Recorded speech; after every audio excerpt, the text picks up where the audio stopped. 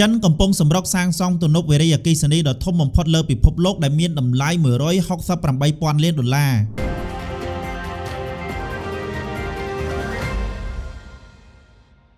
ចិនដែលត្រូវបានគេដឹងថាជាម្ចាស់គម្រោងនិងគ្រប់គ្រងប្រតិបត្តិការវារីអគ្គិសនីដ៏ធំជាងគេលើពិភពលោករួចទៅហើយនោះកំពុងសាងសង់ទំនប់វារីអគ្គិសនីថ្មីមួយទៀតដែលជាទំនប់វារីអគ្គិសនីធំជាងគេលើពិភពលោកទំនប់វារីអគ្គិសនីដែលមានតម្លៃ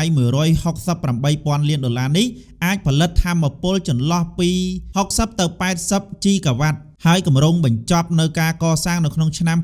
2035ខាងមុខនេះសារព័ត៌មាន Nikkei ASEAN បានរាយការណ៍ថាអស់រយៈពេល 3 ខែហើយដែលទំនប់វារីអគ្គិសនីយ៉ាងលងសាបូបានដំណើរការសាងសង់ហើយមកដល់ពេលនេះគម្រោងនេះមានតម្លៃប្រមាណជា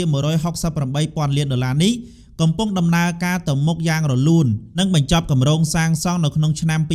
2035តាមការអះអាងរបស់លោកលីឈៀនរដ្ឋមន្ត្រីចិនដែលថាគម្រោងនេះគឺជាគម្រោងដ៏ធំបំផុតនៅក្នុងសតវត្សទី21នេះលោកលីបានអះអាងថាគម្រោងវារីអគ្គិសនីមានទម្រង់ទ្រង់ទ្រាយធំ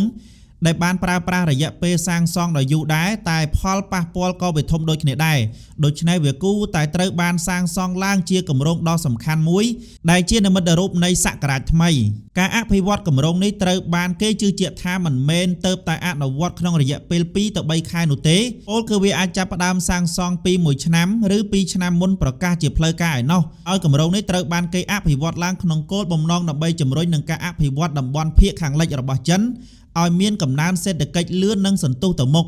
អ្នកវិភាគបានលើកឡើងថាមកទល់ពេលនេះក្នុងចំណោមគម្រោងវារីអគ្គិសនីធំទាំង5នៅលើពិភពលោកមាន4ទីតាំងស្ថិតនៅក្នុងប្រទេសចិន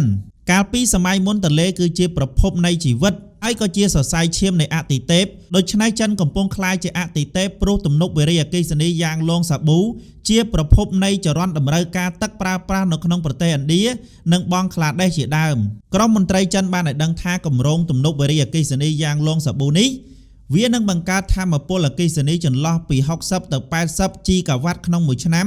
ពលគឺស្មើនឹង 20% នៃតម្រូវការប្រើប្រាស់ថាមពលនៅក្នុងប្រទេសចិនគម្រោងនេះត្រូវគេបានដឹងថាត្រូវការប្រើប្រាស់ស៊ីម៉ងតរហូតទៅដល់40 លានតោន